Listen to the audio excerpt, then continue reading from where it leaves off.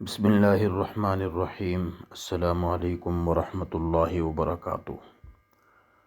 دماغ کو تیز کرنے کے لیے قرآنی وظیفہ ہے۔ اگر آپ کوئی چیز یاد کرنا چاہتے ہیں اور آپ کو یاد نہیں ہوتی، یا کوئی چیز رکھ کر آپ بھول جاتے ہیں، یا ذہنی طور پر آپ اپسیٹ ہیں، آپ کسی چیز کو بھی کرنے کے لیے آپ کا دماغ حاضر نہیں رہتا، یا کوئی بات سنیں تو آپ فوراً بھول جاتے ہوں، تو اس کے لیے یہ ایک بہترین مجرب عمل ہے۔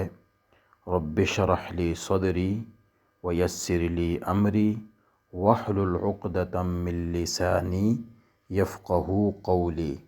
ہر نماز کے بعد 14 بار اس کو اہتمام کے ساتھ پڑھیں۔